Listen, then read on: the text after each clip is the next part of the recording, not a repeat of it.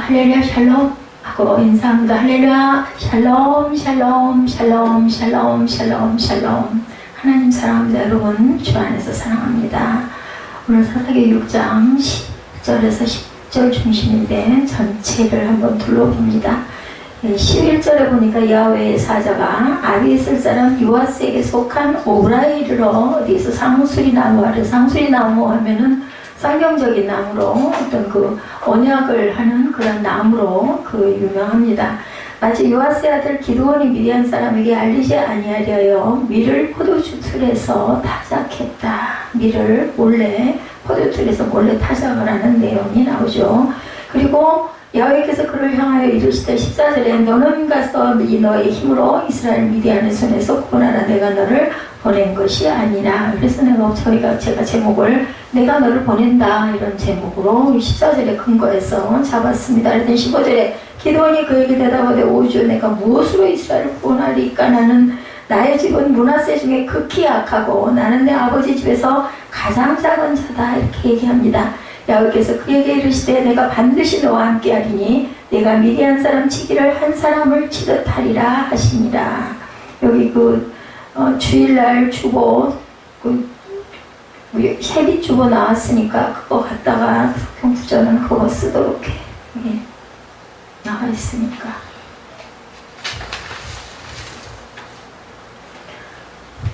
자, 제주고등학교 가져가.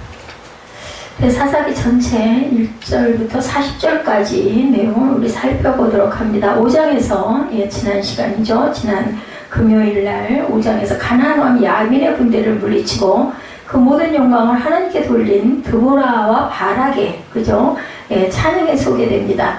그리고 6장에서는 이제는 안정을 되찾자 또다시 하나님께 반역하고 범죄한 이스라엘이 그냥 반복이에요. 계속해서 하나님께서 사사를 세워서 어려운 환난 가운데서 구해주시고 또 그 악을 행해서 회개하고 그 다음에는 또 사사 세워가지고 또 수습해 주시고 나면 조금 살만하면 또 죄를 짓고 그런 이 반복이죠.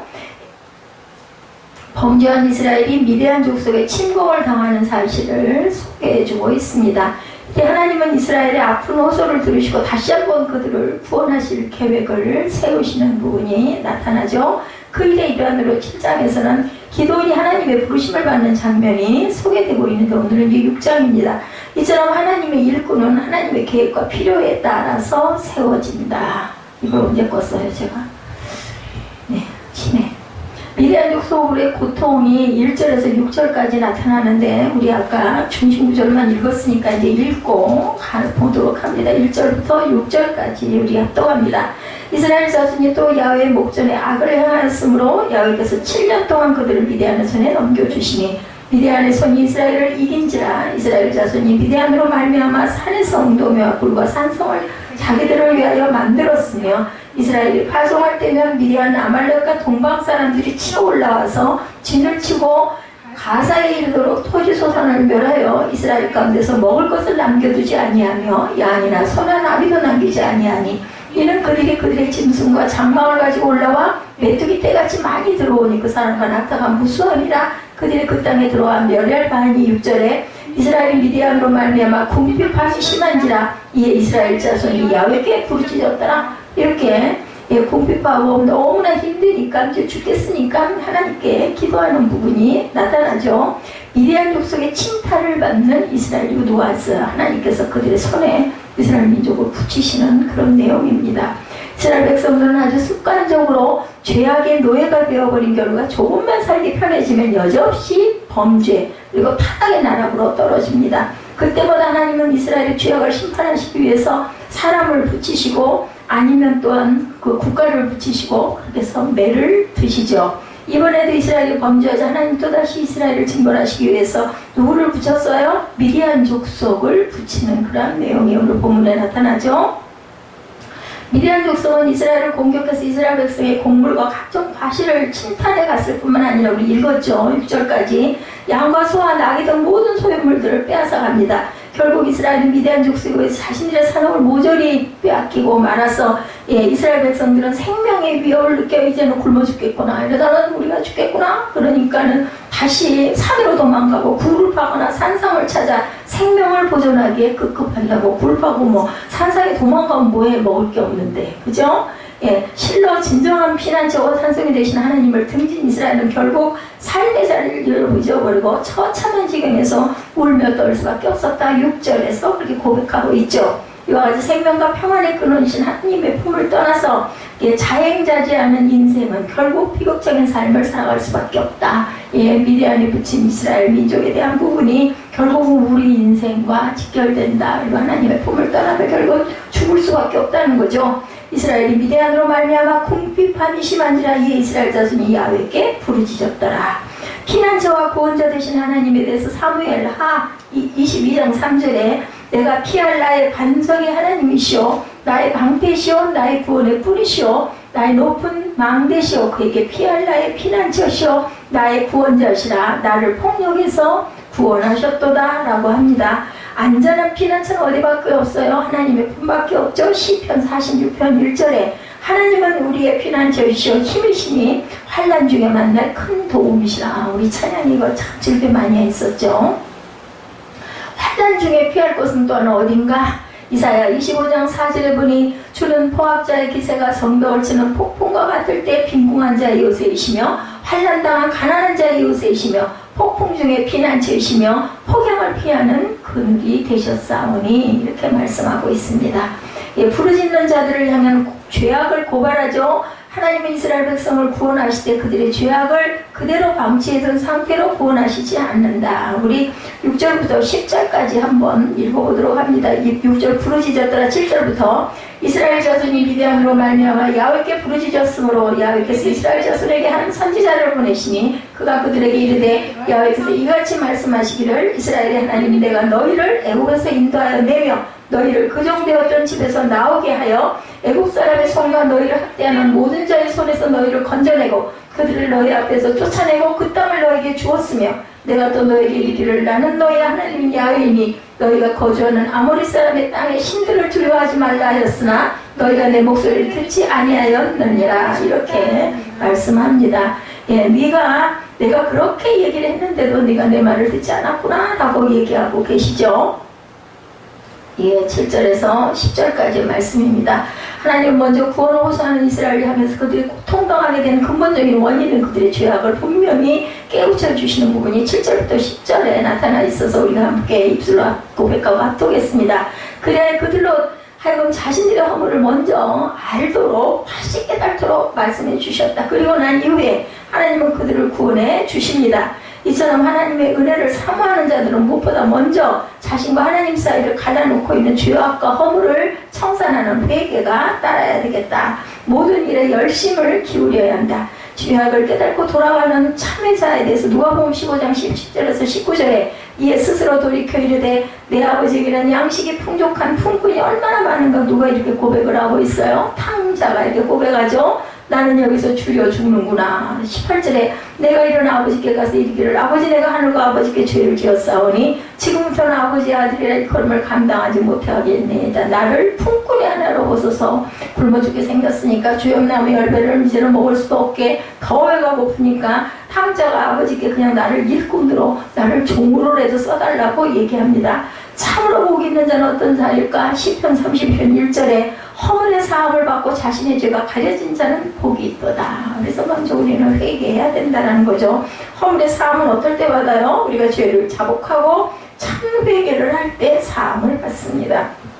하나님께 부름받은 기도원에 대해서 10절부터 25절까지 증거하고 있습니다. 자기 일에 충실한 자를 부르신 하나님이시죠. 예, 11, 12절 보니까 뭐라고 말씀하고 계시나 봅니다. 야훼 사자가 아비에셀 사람 요아스에게 속한 오브리에 이르러 상수리나무 아래 앉으니라. 마침 요아스의 아들 기드온이 미디안 사람에게 알리지 아니하려 하여 밀을 포도주틀에서 타작하더니 야훼 사자가 기드온에게 나타나 이르되 큰 용사여 야훼께서 너와 함께 계시도다 하매. 우리 이제 여기는 아까 중심 구절이기 때문에 읽기는 했었죠. 그가 바로 세우신 일꾼은 하나님께서 붙들어서 택해서 세우신 일꾼 누구였다? 기드온이었다. 12절에 당시 기드온은 포도주 틀에서 밀을 타작하는 중이었다. 11절 하반절에 이렇게 증거합니다. 밀은 넓은 타작마당에서 타작하는 것이 정상인데 이스라엘은 미디안 족속의 침탈을 당하던 때이기 때문에 몰래 숨어서 타작을 합니다. 기드온은 미디안 족속의 눈을 피해 포도주 틀에서 몰래 타작을, 왜냐하면 뺏기니까 뺏기지 않으려고. 어쨌든 당시 기드온은 비록 위험이 따르는 일이었지만 어떻든 자기에게 맡기진 가족을 먹이는 일을 게으지 않고 최선을 다해서 음식을 마련하고자 한다. 그렇기 때문에 가정의 가장은 가족을 부양할 의무를 갖고 있는, 그 가장이 꼭 남자만 얘기하는 것은 아닙니다. 오늘날에는 여성이 될 수도 있고, 그죠? 아니면 또 아들이 될 수 있고 딸이 될 수도 있습니다. 이처럼 하나님은 어떤 어려운 환경 속에서도 어떤 하찮은 일일지언정 자기가 맡은 일에 최선을 다해 힘쓰는 자를 하나님께서는 기뻐하시고 들어서 쓰신다라는 것을 우리가 또한 교훈으로 봤습니다.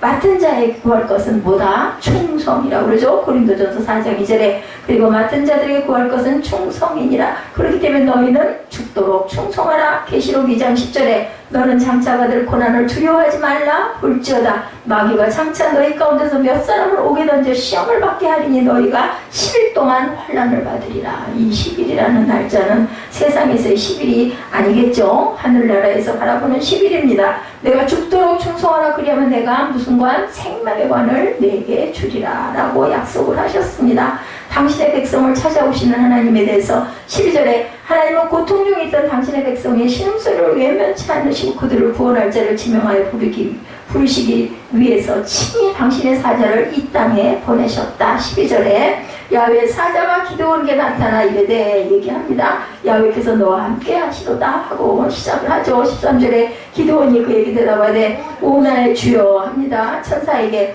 여호와께서 우리와 함께 계시면 어찌하여 이 모든 일이 우리에게 왜 이런 일이 일어납니까? 얘기하죠. 우리 조상들이 일찍 우리에게 이르기를 야훼께서 우리를 애굽에서 올라오게 하신 것이 아니냐 한 그 모든 이적이 어디 있나이까? 이제 야훼께서 우리를 버리사 미디안의 손에 우리를 넘겨주셨나이다 하니 야훼께서 이제 직접 나타나요. 14절에 하나님께서 말씀합니다. 너는 가서 너희 힘으로 이스라엘 미디안의 손에서 구원하라. 내가 너를 보낸 것이 아니냐 하더라.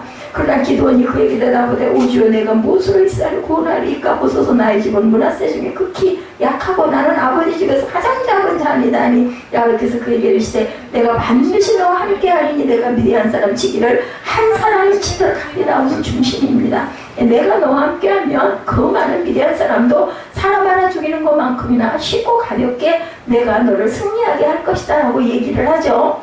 이와 같이 하나님은 당신의 백성을 친히 찾아오셔서 그 아픔과 고통을 살피시고 함께 나누시며 함께 하시고 승리하게 하시고 도와주시고 건져주시고 구원하시는 분이다. 이 땅에 오신 주님에 대해서 요한복음 1장 14절에 증거합니다. 너무 잘 아는 말씀이죠. 말씀이 육신이 되어 우리 가운데 가시며 우리가 그 영광을 보니 아버지의 독생자의 영광이요 은혜와 진리가 충만하더라 이렇게 얘기합니다. 찾으시는 주님 누가복음 15장 8절에 어떤 여자가 열드람 금화가 있는데 하나를 잃어버리면 등불을 켜고 집을 쓸며 찾아내기까지 부지런히 찾지 아니하겠느냐. 하나님의 마음이 이런 마음이다. 베드로후서 3장 9절에도 같은 증거를 하고 있습니다.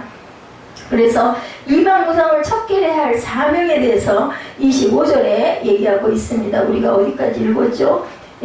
16절까지 읽었죠? 17절부터 우리 쭉 한번 살펴봅니다. 기드온이 그에게 대답하되 만일 내가 주께 은혜를 얻었어 하면 나와 말씀하시니까 주 되시는 표징을 이제 표징을 보여달라고 그러죠. 우리가 너무 잘 아는 말씀입니다. 내가 예물을 가지고 다시 주께로 와서 그것을 주 앞에 드리기까지 그것을 떠나지 마시기를 원하나이다 하니 그가 이르되 내가 너 돌아올 때까지 머무리라. 아니라 누구예요? 그는 하나님이시죠. 기드온이 가서 염소새끼 하나를 준비하고 가루 한 대바로 무교병을 만들고 고기를 소쿠리에 담고 국을 양푼에 담아 상수리 나무 아래 그에게로 가져가 드리매 제단을 드리는 거예요. 하나님의 사자가 그에게 이르되 고기와 무교병을 가져다가 이 바위 위에 놓고 국을 부으라 하니 기드온이 그대로 하니라. 야훼 사자가 손에 잡은 지팡이 끝을 내밀어 고기와 무교병에 대니 불이 바위에서 나와 고기와 무교병을 살랐고 번제죠. 야훼 사자는 떠나서 보이지 아니한지라. 기드온이 그가 여호와의 사자인 줄 알고 이르되 슬프도소이다 주 여호와여 내가 여호와의 사자를 대면하여 보았나이다. 이렇게 대면해 보면 죽죠. 야훼께서 그에게 이르시되 너는 안심하라 두려워하지 말라 죽지 아니라 하시니라. 기드온이 얼굴을 위하여 거기서 제단을 쌓고 그것을 야훼 샬롬이라 하였더라. 그것이 오늘까지 야베셀 사람에게 속한 오브라에 있더라. 그날 밤에 야훼께서 기드온에게 이르시되 내 아버지에게 있는 수소고 7년 된 둘째 수소를 끌어오고 내 아버지에게 있는 바알의 제단을 헐며 그 곁에 아사라상을 짓고 또 이 산성 꼭대기에 내 하나님 야훼를 위하여 규례대로 한 제단을 쌓고 둘째 수소를 잡아 내가 찍은 아세라나무로 번제를 드릴지니라 하니라. 당연히 제사예요. 당연히 제사고 오늘 신약에서는 예배를 말씀하고 계시고 예배를 드릴 때는 꼭 분명히 예물을 하나님께 정성껏 크고 작고가 중요한 게 아니라 마음이 예물이죠. 그걸 드리라는 말씀을 하고 있습니다. 이방 우상을 척결해야 할 사명을 말씀하시죠. 누구에게? 기드온에게. 하나님은 기드온에게 사사의 사명을 위임하시고 25절이죠. 그 무엇보다 먼저 이 땅에 있는 우상을 척결하는 일을 명령하셨습니다. 우리가 읽은 대로 실로 하나님의 은혜와 그분의 구원을 사모하는 자는 먼저 자신의 마음과 삶에 흩어져 있는 각각의 우상을 먼저 척결하는 거룩과 성결의 작업을 선행해야만 한다. 이것이 제단을 드리는 우리가 예배를 드리는 참 의미이다. 하나님이 미워하시는 우상은 어떤 우상? 스가랴 13장 1, 2절에 그날의 죄와 더러움을 씻는 셈이 다윗의 족속과 예루살렘 주민을 위하여 열리리라. 스가랴 13장 2절에 계속해서 만군의 야훼가 말하노라. 그날에 내가 우상의 이름을 이 땅에서 끊어서 기억도 되지 못하게 할 것이며 거짓 선지자와 더러운 귀신을 이 땅에서 떠나게 할 것이다. 예스겔 36장 25절에도 같은 증거를 하고 있습니다. 미디안 족속을 쫓아낸 기드온의 이야기는 26, 7절에 이어집니다. 또 이 산성 꼭대기에 내 하나님 야훼를 위하여 규례도 한 제단을 쌓고 둘째 수소를 잡아 내가 찍은 아세라나무로 번제를 드리니라 하시니라. 17절에 이에 기드온이 종 10사람을 드리고 야훼께서 그에게 말씀하는 대로 행하여 그 아버지의 가문과 그 성읍 사람들을 두려워함으로 이 일을 감히 낮에 행하지 못하고 밤에 행하더라 라고 이렇게 얘기하고 있습니다. 기드온은 극히 후원하시는 하나님의 모습이 나타나죠. 여기 본문에 하나님은 단지 일꾼을 세우시고 그 다음에는 일꾼으로 하여금 모든 일을 계획하고 추진하도록 내버려 두시는 분이 아니다. 인도하시죠. 세세하게 인도하시고 고치하십니다. 하나님은 일꾼을 부르실 때 이미 그 일꾼이 필요하는 모든 것을 예비해 두시고 그 사명을 감당할 수 있는 능력과 지혜를 아낌없이 부어주시죠. 사람을 통해서 환경을 통해서 깨닫게 하시고 알게 하십니다. 26절 하반전에 그 둘째 수소를 잡아 내가 찍은 아세라나무로 번제를 아주 자세하게 말씀하시죠. 하나님께서는 기드온을 부르시고 사명을 맡기실 때도 이 거룩한 원칙을 어기지 아니하셨습니다. 미디안 족속을 물리칠 수 있는 모든 환경과 여건을 마련해 주시고 한편으로는 기드온으로 하여금 그 일을 감당할 수 있도록 용기와 확신과 능력을 부여하죠. 사사기 6장 34절에도 분명하게 말씀합니다. 야훼의 영이 기드온에 임하신다라고 이야기를 합니다. 그 결과 기드온은 미디안 족속을 무시하는 우상 숭배들의 연합군대를 무찌르고 위대한 전과를 올리게 됩니다. 6장 34절 잠깐 볼까요? 뭐라고 하셨는지. 34절 봅니다. 야훼의 영이 기드온에게 임하시니 기드온이 나팔을 불매 아비에셀이 그의 뒤를 따라 부름을 받으리라 이렇게 얘기하고 있습니다. 그리고 모든 일을 이루시는 하나님 빌립보서 1장 6절에 증거합니다. 너희 안에 착한 일을 시작하신 이가 그리스도 예수의 날까지 이루실 줄을 우리는 확신하노라. 역사의 주이신 하나님 로마서 11장 36절에 이는 만물이 주에게서 나오고 주로 말미암아 주에게로 돌아가리라 그에게 영광이 세세히 있을지니라. 고린도전서 8장 6절 고린도전서 11장 12절에도 말씀합니다. 처음과 나중이신 하나님 주님이시죠. 계시록 1장 8절에 주 하나님이 이르시되 나는 알페와 오메가라 이제도 있고 전에도 있었고 장차 올 자여 전능한 자라 하시더라 이렇게 말씀합니다. 표징을 구한 기드온이죠. 28절까지 그만 나타나고 28장 8절부터 39절까지 표징을 구하는 기드온의 이야기가 계속해서 나타납니다.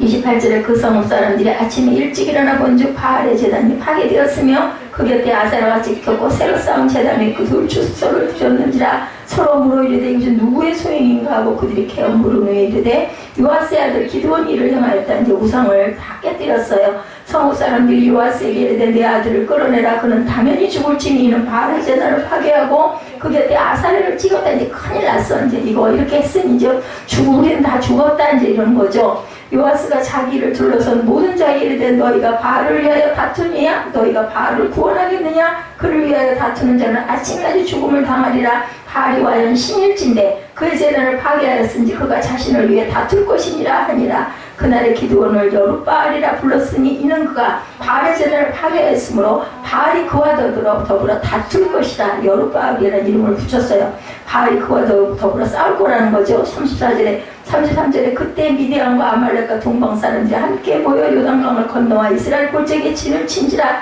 야훼의 영이 기드온에게 임하시니 기드온이 나팔을 불며 아비에셀이 그의 뒤를 따라 부름을 받으니라. 기드온이 또 사자들을 온 므낫세의 두를 보내매 그들도 모여서 그를 따르고 또 사자들을 아셀과 스불론과 납달리에 보내매 그 무리도 올라와 그를 영접하더라. 36절에 기드온이 하나님께 여쭈되 주께서 이미 말씀하신 같이 내 손으로 이스라엘을 구원하시려거든 보소서. 내가 양털 한 뭉치를 타작마당에 두리니 만일 이스라엘 양털에만 있고 주변 땅은 마르면 주께서 이미 말씀하신 같이 내 손으로 이스라엘을 구원하실 줄을 내가 알겠나이다 하였더니 그대로 된지라. 이튿날 기드온이 일찍 일어나서 양털을 가져다 그 양털에서 이슬을 짜니 물이 그릇에 가득하더라. 기드온이 또 하나님께 여쭈되 주여 내게 노하지 마옵소서. 내가 이번만 말하리다 고함나니 내게 이번만 양털로 시험하게 하소서. 원하건대 양털만 마르고 주변 땅에는 다 이슬이 있게 하옵소서 하였더니 그 밤에 하나님이 그대로 행하시니 곧 양털만 마르고 그 주변 땅에는 이슬이 있었더라. 우리 너무 잘하는 말씀이죠. 이렇게 해서 하나님께서 표적을 보여주시고 확신을 주시는 그런 내용을 우리가 함께 쭉 읽었습니다. 하나님의 절대적인 구원 약속과 야훼 신이 기드온 위에 강림하시기까지 하는 적극적인 하나님의 역사가 오늘 보면 40절까지 나타나 있습니다. 이때 기드온은 자신이 과연 하나님께 진정으로 부름을 받은 것인가 확인하기 위해서 하나님께 거룩한 표징을 요구하게 됩니다. 우리가 가끔 기도하고 어떤 부분에 응답을 구할 때 이렇게 걸어서 기도하기도 하죠. 그의 이 같은 태도는 의심이 많다거나 하나님의 권위를 무시한다고 볼 수도 있어요. 얼른 생각하면 하나님을 시험하지 말라고 하는데 이거 뭐야 도대체 이럴 수도 있지만 자기가 맡은 사명에 대한 확신을 더하기 위한 요구라고 우리는 봐야 되겠죠. 왜냐하면 하나님께서 그걸 들어주신 건 들어주실만 하니까 들어주신 거겠죠. 하나님이 보이신 표고에 대해서 출애굽기 3장 13절에서 15절에도 모세가 하나님께 아뢰되 내가 이스라엘 자손에게 가서 이르기를 너희의 조상의 하나님이 나를 너에게 보내셨다 하면 그들이 내게 묻기를 그의 이름이 무엇이냐 하리니 내가 무엇이라고 그들에게 말하리까. 창세기 32장 29절에도 똑같은 말씀을 질문하고 있습니다. 그래서 출애굽기 3장 14절에 하나님이 모세에게 이르시되 나는 스스로 있는 자니라. I am who I am이죠. 또 이르시되 너는 이스라엘 자손에 이같이 이르기를 스스로 있는 자가 나를 너에게 보내셨다 하라. 출애굽기 6장 3절에도 같은 내용이 나옵니다. 15절에 하나님이 또 모세에게 이르시되 너는 이스라엘 자손에게 이같이 이르기를 너희 조상의 하나님 야훼 곧 아브라함의 하나님 이삭의 하나님 야곱의 하나님께서 나를 너에게 보내셨다 하라. 이는 나의 영원한 이름이요 대대로 기억할 나의 칭호니라. 예, 6장 3절 3절 6절에 똑같이 나타납니다. 그래서 하나님은 고통 중에 처한 당신 백성의 신음소리에 매우 민감하신 분이다. 그리고 하나님의 백성을 도우실 수 있는 전능한 분이고 이 위대하신 하나님을 주로 모신 것처럼 든든한 일은 당연히 없죠. 하나님 나와 함께 해주시기만 하면 우리는 영원한 승리를 거둘 수 있다. 오늘 본문이 이런 말씀을 하고 있습니다. 주님의 천사가 11절에 아비에셀 사람 요아스의 땅 오라에는 상수리나무 아래 와서 앉습니다. 그때 요아스의 아들 기드온은 미디안 사람들에게 들키지 않으려고 포도주 틀에서 몰래 이삭을 타작했다. 왜 뺏길까봐. 주님의 천사가 그에게 나타나 힘생 장사야 주님께서 너와 함께 계신다 하고 말하죠. 그래서 기드온이 되묻습니다. 감히 엽줍니다만 13절이죠. 주님께서 우리와 함께 계신다면 어째서 우리가 이 모든 어려움을 왜 겪습니까? 우리 조상이 우리에게 주님께서 놀라운 이적을 일으키셔서 우리 백성을 이집트에서 인도에 내셨다고 말했는데 그 모든 기적들이 다 어디 있단 말입니까? 이렇게 질문을 합니다. 지금은 주님께서 우리를 버리시기까지 하셔서 우리가 미디안 사람의 손아귀에 넘어가고 말았습니다. 우린 굶어 죽겠습니다. 그러자 주님께서 그를 바라보시고 말씀하죠. 14절에 직접 말씀합니다. 너에게 있는 그 힘을 가지고 가서 이스라엘 미디안 손에서 구하여라 말씀합니다. 내가 친히 너를 보낸다. 기드온이 주님께 알리죠. 15절에 감히 엽줍니다. 내가 어떻게 이스라엘을 구할 수 있겠습니까? 예, 보시는 바와 같이 나의 가문은 므낫세 지파 가운데 가장 약하고 또 나는 아버지의 집에서 가장 어린 사람이다. 이게 아마 기도원이 막내인가 봐요. 그러나 주님께서 내가 반드시 너와 함께 있을 것인 내가 미래한 사람들을 마치 한 사람을 쳐부술 것이다. 숫자가 중요하지 않아요. 하나님 앞에는. 그죠? 한 사람이든 10만 명이든 100만 명이든 상관이 없다.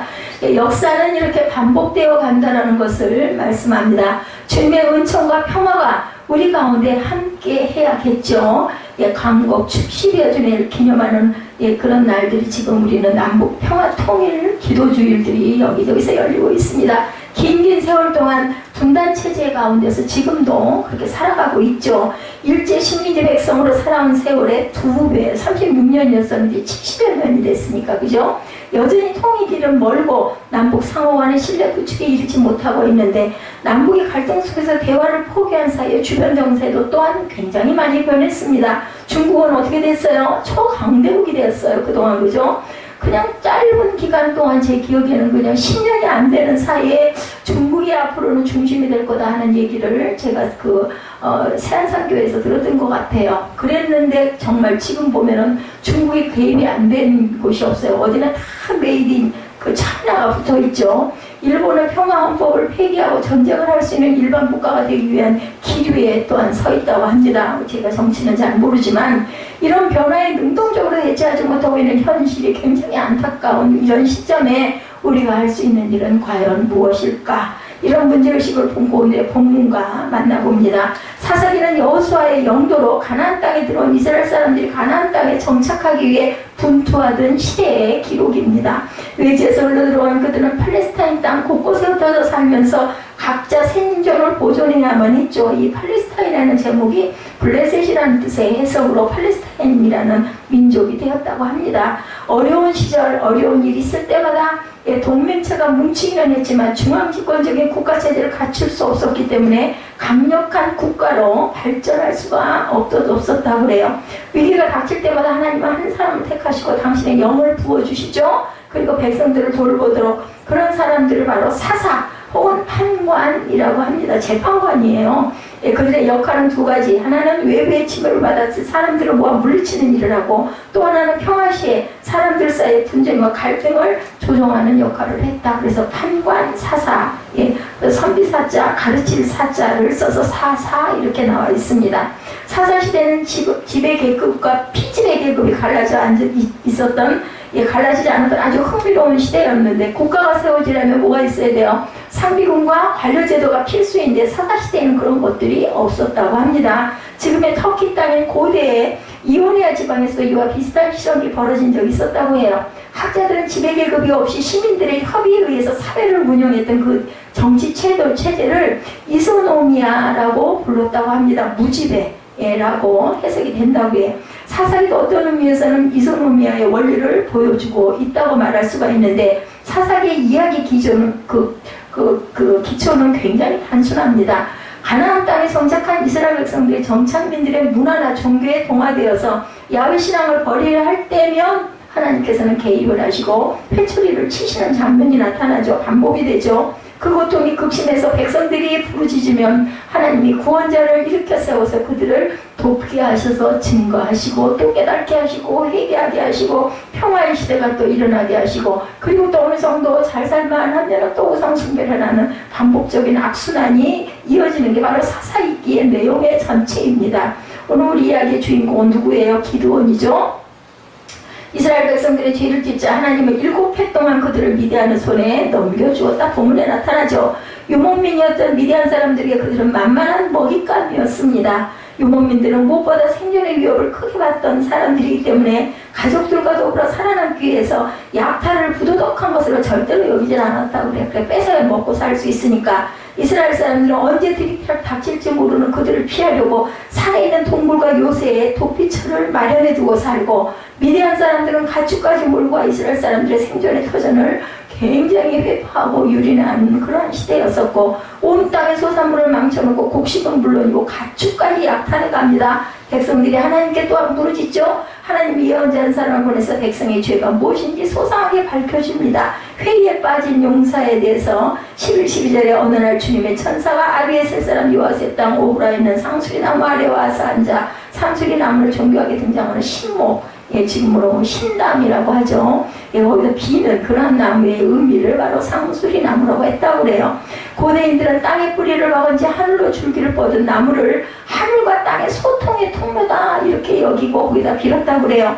그래서 나무 가운데 특히 장대한 나무를 신성하게 여겼고 신의 뜻을 묻는 장소로 삼았다. 우리도 보면 예전에 보면 산에 가서 선앙당 그렇게 해가지고 나무 밑에 가서 비우고 했던 거 제가 기억이 납니다. 주님의 천사가 이래서 상수리 나무 아래에서 앉았다는 것도 그와 비슷한 맥락으로 해석을 하고 우리가 봅니다. 그때 기드온은 포도주 틀에서 몰래 미리삭을 타작하고 있었고, 포도주 틀은 대개 지층보다 낮은 곳에 있었다고 그래. 남해물 벼룩이 웅덩이 같은 데 있었다는 거죠. 주님의 천사가 그에게 나타나 말을 건네는 부분이 나타나죠. 힘센 장사, 주님께서 너와 함께 하신다. 힘센 장사라고 옮겼지만 부분적인 번역이고 내용적으로는 용감한 사람이다. 우리가 이렇게 읽어가야 된다 하죠. 숨어서 타작을 하고 있는 기드온을 용감한 사람이라고 부르는 아이러니. 뭐가 용감해요? 그죠? 그때 기드온은 가슴에 품고 있던 생각을 얘기하죠. 주님께서 우리와 함께 계신다면 어째서 우리가 이런 일들을 겪습니까? 아주 죽을 것 같은 거예요. 먹고 살 수가 없고 굶어 죽게 생겼어. 우리 조상님 우리에게 주님께서 놀라운 기적을 일으키셔서 우리 백성을 이집트에서 인도해내신다고 말하였는데, 애굽이죠. 그 모든 기적이 도대체 어디 있단 말입니까? 하고 따집니다. 지금은 주님께서 우리를 버리시기까지 하셔서 우리가 미디안 사람의 손아귀에 넘어가고 말았습니다. 13절에 하나님의 존재에 대한 회의는 아니고 하나님의 함께 하심을 믿을 수 없다는 것이죠. 기도원이 굉장히 당돌했던 것 같아요. 하나님께서 출애굽의 장엄한 역사를 이루신 것은 그저 과거의 이야기일 뿐, 지금은 기적조차, 작은 기적조차 나타나지가 않고 있고 우리는 이제 미디안 손에 죽게 됐습니다. 미디안 사람이 압박을 받으며 사는 오늘의 현실은 하나님이 우리를 버리시지 않고는 이룰 수가 없다는 거죠. 어려움은 늘 보니 공감은 한꺼번에 몰려와요. 그죠? 차라리 죽는 게 사는 것보다 낫겠다는 생각이 들기도 한다. 제가 요즘에 아주 기가 막힌 일들 한 일주일을 겪다 보니까 정신이 없더라고요. 왜 하필 하나님이 내게 이런 시련과 고통을 허락하셨냐고 배들고 싶었던 거예요. 그때 그 심정은. 근데 기도원은 자기가 겪은 고통과 아픔에 대해서는 말하지 않습니다. 그의 관심은 이스라엘 공동체 얘기만 하고 있는 거죠. 오늘 본문이. 한 가지 분명한 것은 그가 공적인 문제에 관심 있는 사람이다. 소명자들은 달라요. 자기 이익이나 자기 유익보다는 전체적인 것을 들어서 하나님께 그 얘기를 하죠. 이게 바로 소명인데 주님께서 그를 바라보시면서 말씀하죠. 14절에 너에게 있는 그 힘을 가지고 가서 이스라엘을 미디안의 손에서 구해라. 내가 친히 너를 보낸다. 13절까지는 천사로 나타났는데 14절에는 여호와께서 주님께서 말씀하셨다라고 얘기합니다. 내가 친히 너를 보낸다. 무심히 우리 듣지만 이 동문에서 우리가 알 수 있는 것은 기도원에게 말을 건넨 것은 주님의 천사였는데 지금까지는 14절부터는 주님께서 직접 말씀하십니다. 예배에서 주님의 천사와 주님은 구별 없이 사용되는 경우가 많지만 그럼에도 불구하고 기도원에게 소명을 주시는 분이 주님으로 표징된다는 것은 굉장한 의미가 있다. 주님의 말씀하죠. 내가 너를 친히 보낸다라고 말씀을 합니다. 이 소명표에서 우리가 눈여겨볼 것은 첫째는 주님께서 그를 바라보시며 말씀하셨다. 그 바라보시는 강렬한 눈빛을 우리가 보죠. 새로운 빛을 기도원의 가슴에 불어넣어주는 눈빛이다. 그죠? 제가 늘 여기 제가 있는 자리를 그 조그만 비를 쓸면서 불을 밝히면서 오늘도 그 생각을 잠깐 했습니다. 어두울 때는 안 보여요. 다 깨끗한 것 같아. 근데 불만 켜면 뭐 이렇게 지저분한 게 많아.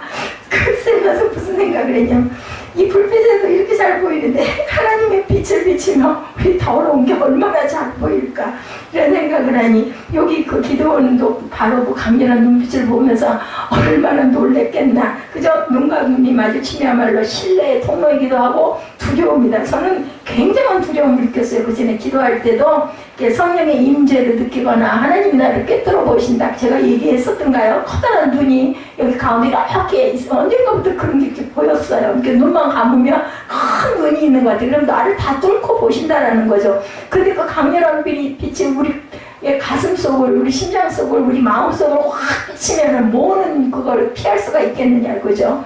히브리에가 한 시인이 얘기했다고 그래요. 내가 가야 할 길을 내가 너에게 지시하고 가르쳐 주마.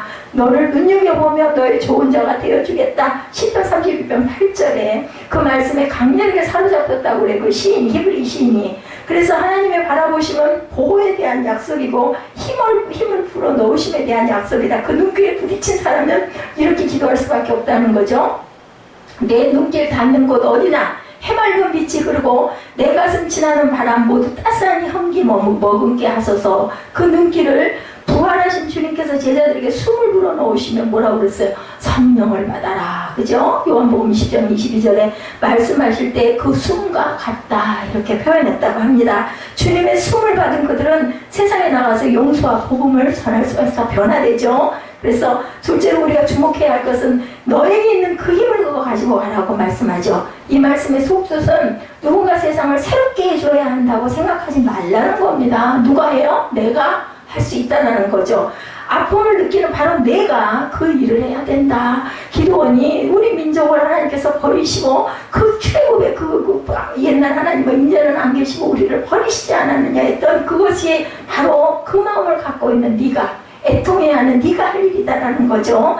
아픔을 느끼는 바로 내가 그 일을 해야 한다. 우리 속에 애통하는 마음이 생기는 것은 하나님이 우리를 쓰시기 위해서 주시는 마음일 수도 있다는 거죠. 그렇지 않다면 이런 마음이 들겠어요. 아이고 나나 살아야지. 주행랑을 놓게 되겠죠. 근데 이렇게 소명자들은 조금 다르다라는 거죠. 그래서 우리가 할 수 있는 일이 별로 없다는 절망감에 우리가 사로잡혀서 내가 도대체 할 수 있는 게 뭔가 아무것도 할 수가 없고 주변에 오히려 민폐만 끼쳐 이런 생각을 저도 할 때가 너무나 많지만 주님은 너에게 있는 그 힘을 가지고 외쳐라. 네가 있는 그 힘을 가지고 해라. 네가 할 수 있는 모든 것을 하라고 오늘도 저와 여러분에게 말씀하신다. 하나님 우리에게 이미 있는 것을 요구하시지 없는 것을 요구해. 갖고 있는 걸로 하라는 거예요. 그죠? 있는 것을 그저 그 있는 대로 내놔라. 오병이어의 꼬마 도시락을 기뻐하시면서 사용하셨던 하나님은 오늘 기도원에게도 말씀하시는데 그 말씀이 바로 저와 여러분에게 주시는 말씀이고 그것이 진실인 것처럼 행동할 때 비로소 그것을 진정으로 믿는 것이다. 이렇게 중요한 건 뭐야? 마지막으로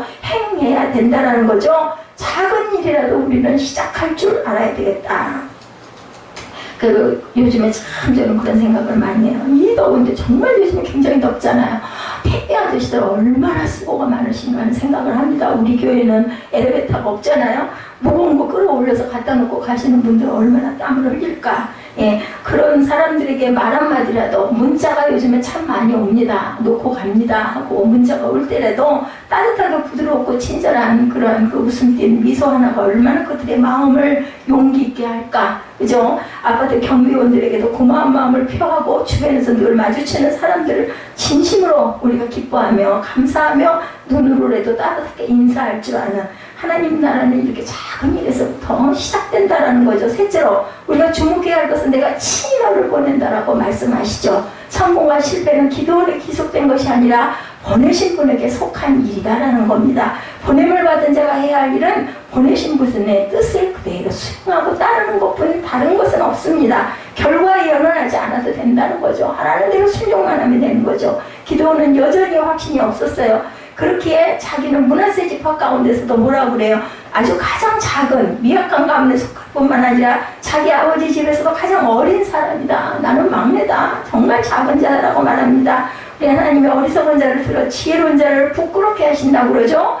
약한 자들을 들어서 강한 자를 부끄럽게 하시고 아무것도 아닌 이들을 택해서 제자로만 사는 이들을 없애시는 분이다. 고린도전서 1장 27, 8절에 드러나 있습니다. 그 하나님이 기도원에게 다시 한번 말씀합니다. 내가 반드시 너와 함께 있을 것이다. 그러니까 두려워하지 말고 놀라지 말고 겁내지 말라는 거죠. 하나님은 우리를 홀로 세상에 보내지 않으신다라는 것을 우리가 믿으시기 바랍니다. 반드시 우리와 동행하시고 하나님을 신뢰하는 것 자체가 바로 힘이고 능력이다. 바알의 제단은 허물죠. 기드온이 이제 기드온의 마음에 불이 타오르기 시작을 해요. 무서운 게 없고 두려운 게 없습니다. 그는 집으로 들어가서 새끼 염소를 잡아 요리를 하고 빵도 구워 상수리 나무 아래 있는 천사에게 가져가서 대접하죠. 섬기죠. 그러자 천사는 고기와 누룩을 넣지 않은 빵을 다 위에 놓고 국을 그 위에 부어 부으라고 20절에 얘기합니다. 주님의 천사가 지팡이 끝을 그 음식에 대자 불이 바에서나 모든 것을 태웁니다. 그 제단에 놨던 그 번제물을 태우는 것은 하나님 받으셨다는 뜻이죠. 가인과 아벨의 제단이 그랬었죠. 그리고 엘리야가 제단을 드릴 때도 불이 그 위를 지나갑니다. 이 응답이죠. 그러면 주님의 천사는 그의 앞에서 사라집니다. 기도는 마침내 자신이 주님의 천사와 대면했음을 깨닫고 두려워 떨죠. 기도는 거기서 주님께 제단을 쌓아바치고는 그 제단의 이름을 야훼 샬롬이다. 모든 걸 이루는 평강의 상태를 우리가 샬롬이라고 그러죠. 주님은 평화라는 뜻을 갖고 있습니다. 그래서 샬롬의 인사처럼 귀한 인사가 없다고 합니다. 평화를 가져다 주실 하나님이 내 곁에 현존하고 계심을 확신해야 된다. 그날 밤에 기도는 하나님의 지시를 받아서 아버지 집에 있던 바알의 제단을 허물고 그곳에 하나님을 위한 제단을 쌓는 부분이 오늘 본문 27절에서 29절에 우리가 아까 한번 쭉 다 읽었죠. 나타납니다. 그리고 잘라낸 아사의 묵상을 불쏘시개로 삼아서 번제를 드립니다. 이것은 과거와의 철저한 단절, 이제는 이전 것은 지나갔으니 보라 새 것이 되었도다. 이 고백이죠. 바울은 말하죠. 나는 그리스도와 함께 십자가에 못 박혔다. 이게 이제 살고 있는 것은 내가 아니다 라고 얘기하죠. 예, 그리스도께서 내 안에서 살고 계시고 내가 지금 육신 안에 살고 있는 나의 삶은 뭐라고요? 나를 사랑하셔서 나를 위해서 자기 몸을 내어주신 하나님의 아들을 믿는 믿음 안에서 사는 거라고 갈라디아서 2장 20절에 그렇게 고백하죠. 믿음은 과거의 인력을 끊는 데서 시작한다는 겁니다. 모든 인연을 끊어야 되겠죠. 기도하는 그러한 철저한 단절을 통해서 하나님과 연결된 존재, 하나님의 영에 사로잡힌 사람이 새롭게 되어서 나오죠. 미디안 사람과 아말렉 사람과 사막 부족들이 자기들의 지경을 침입하자 그런 떨쳐 일어난 이스라엘을 지켜내는 사명을 완수합니다. 포도주 틀 속에 숨어 밀리삭을 타적하는 사람이 힘센 장사라는 칭호에 걸맞는 존재로 거듭나는 것을 우리가 봅니다. 우리의 역사는 지금 기도원과 같은 그러한 사람들을 부르고 있는 시대에 우리가 살고 있다. 분단의 질곡을 더해서 물질주의와 소유주의의 망령이 사람들을 온통 사로잡고 있어요. 그죠? 우리가 느낍니다.